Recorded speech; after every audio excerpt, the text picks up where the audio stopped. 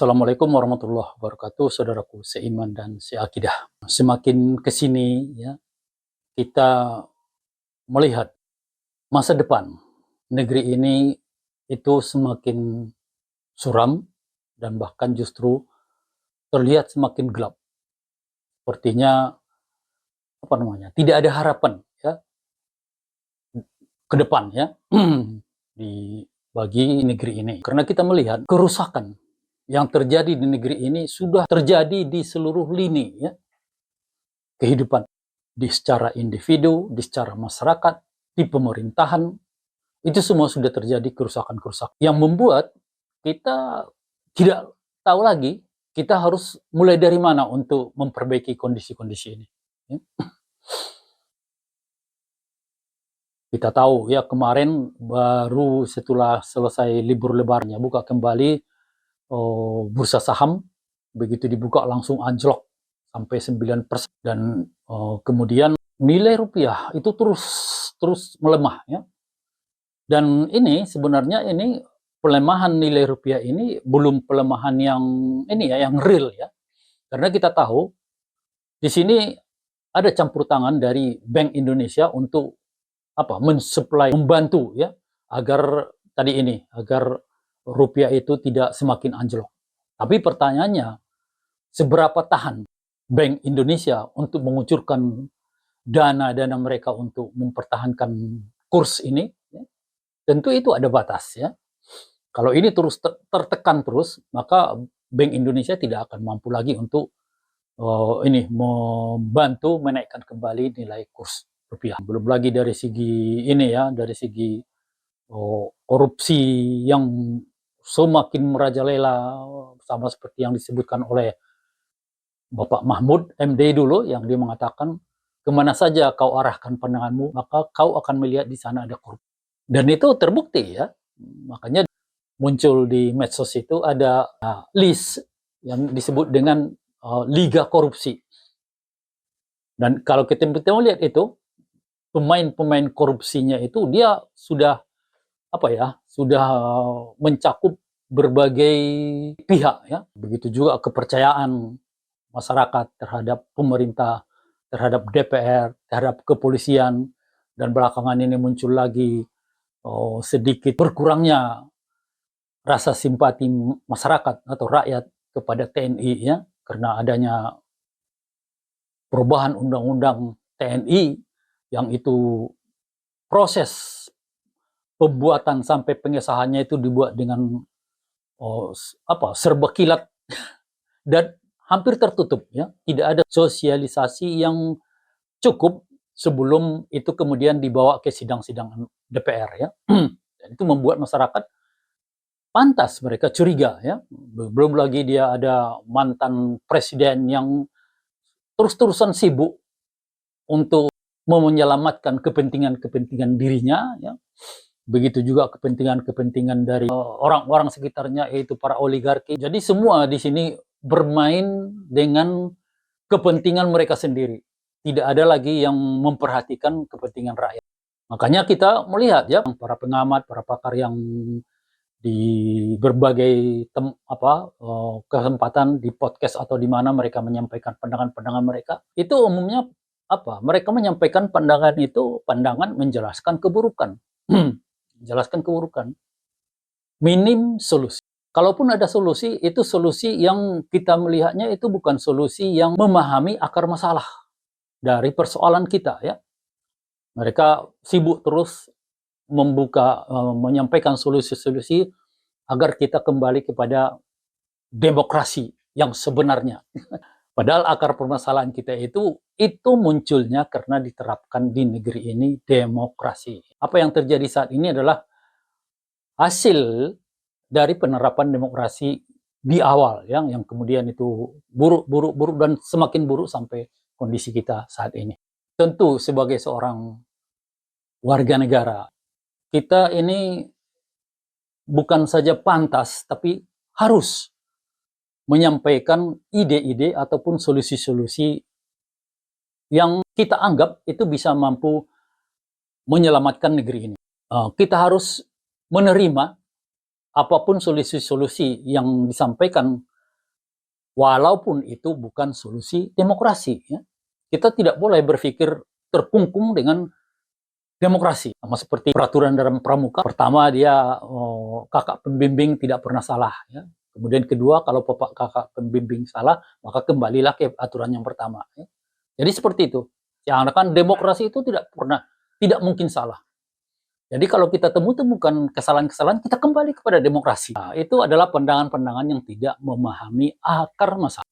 Nah, seperti umpamanya kita bicaralah sekarang. Oke, ini nanti DPR kita, seperti suara-suara yang kita dengar, DPR dibubarkan. Terus mau ngapain? Padahal DPR itu adalah salah satu instansi yang harus ada dalam demokrasi. Kalau itu dibubarkan ya gimana? Demokrasi itu gimana? Kepolisian dibubarkan. Hanya dia bersifat perasaan saja, ya, tidak suka. Tapi bagaimana kalau ini tidak ada? Kita mau gimana? Banyak ini pemerintahan ini sekarang masyarakat tidak percaya lagi, ya.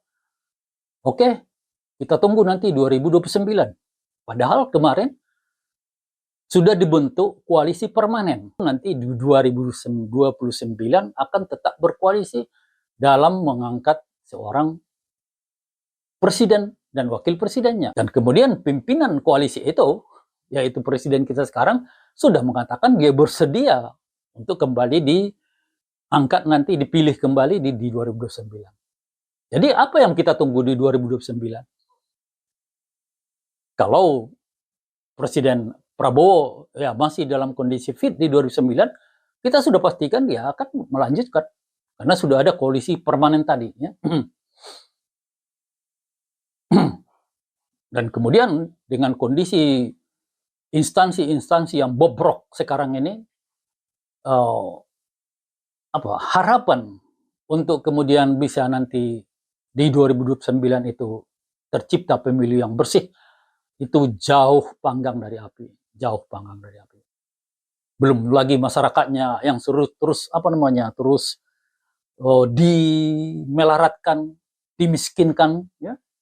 Sehingga itu akan menjadi objek yang sangat mudah untuk digiring untuk memilih seseorang. Ya. Siapa seseorang itu? Seseorang itu yang punya duit. Akan bantuan. Ya. Mereka tidak peduli. Mereka pikirkan perut, ya, perut mereka yang susah untuk mereka penuhi, ya, kebutuhan hidup mereka. Ya. Mereka lebih memilih memilih ya udah siapa yang membantu saya dalam hal ini saat ini, itulah yang akan saya dukung. Terus apa yang jangan bicara dengan demokrasi, apa solusi lain itu apa? Ya ayyuhal muslimun, ya, wahai kita yang semua ini muslim, apakah Anda merasa atau mengira Allah Subhanahu wa taala itu membiarkan kita hidup tanpa tuntunan aturan dalam segala aspek kehidupan individu, masyarakat, bahkan bernegara. Dan ini sudah dipraktekkan Rasulullah, dipraktekkan para sahabat, Khulafaur Rasyidin, dan kemudian para khalifah di masa kekhalifahan Umayyah, Abbasiyah, Utsmani, ya. Itu sampai 1000 tahun lebih itu ada. Dan di masa itu segala keburukan yang terjadi di kita sekarang ini tidak ada. Itulah bukti bahwa sistem di mana mereka itu di masa itu mereka bersistem kepada Islam, ya. Artinya mereka bersistem kepada aturan yang diberikan Allah kepada mereka. Hasilnya baik. Tapi kemudian kita menjadi Muslim yang kira-kira tidak jauh berbeda dengan ketika Allah meminta iblis untuk bersujud kepada Adam, dia tidak mau. Allah mengatakan dia itu aba wastakbar, ya. Dia cuek, mengabaikan perintah itu, dan karena dia takabur, merasa lebih hebat. Itu sama dengan kondisi kita sekarang. Allah sudah menyampaikan kepada kita, oke, pakailah ini aturanku ini, aturan syariat Islam yang ini akan pasti, bukan lagi masalah insya Allah di sini, pasti, karena ini berasal dari Allah. Pasti akan memberikan kesejahteraan, keamanan, keadilan, dan segala macamnya, ya, kebaikan di dunia. Dan nanti orang-orang yang berada di dalam penerapan syariat Islam itu akan menjadi penghuni surga kelak. Tapi kita abai, cuek, kita tutup telinga kita mendengar itu. Kita benci pada orang yang menyampaikan itu. Kita marah kepada orang itu. Kita ingin mengusirnya dari negeri ini, orang-orang yang berbicara dengan demikian. Kenapa? Kenapa kita demikian? Karena kita sudah ada takabur. Kita merasa kita bisa membuat sebuah sistem sendiri yang bisa memberikan kita kesejahteraan dan segala macamnya itu. Bahkan sampai bisa nanti membawa kita ke jannah. Sistem Allah itu nggak usah kita pakai. Itu buruk. Na'udzubillah min dzalik. Ketika kita seorang muslim, di mana muslim itu dia, makna dari muslim itu dia orang-orang yang berserah diri.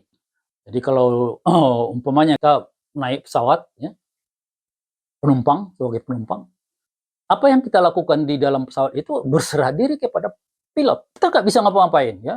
Disuruh pilot kencangkan ke pinggangnya, kencangkan seatbelt, kencangkan, ya. Gini-gini, jangan pakai ini, kita lakukan. Karena kita tahu, dialah pilot itulah yang paling tahu keamanan kita dalam perjalanan itu sehingga kita sampai ke tujuan. Itu pilot, manusia, ya. Kita sudah taat kepadanya, berserah diri kepadanya. Ini Allah Subhanahu wa Ta'ala, pencipta kita, ya, yang memberikan bentuk sebaik-baik bentuk ciptaan kepada kita dengan seluruh anugerahnya dan diberikan nikmat-nikmat kepada kita, di mana nyawa kita itu berada dalam genggamannya. Rezeki kita juga berada dalam genggamannya. Tapi ketika ada seruannya itu seruan bukan untuk kepentingannya, tapi untuk kepentingan kita agar kita bisa sejahtera, yaitu seruan agar terapkanlah syariat Islam dalam kehidupan kalian. Ya. Kita menutup telinga dan takabur, ya, karena merasa mampu. Ya. Kita saja bermusyawarah sini, ya, kita akan mampu menjadikan negeri ini baldatun thayyibatun wa rabbun ghafur. Nonsen. Berpikirlah dengan cerdas. Assalamualaikum warahmatullahi wabarakatuh.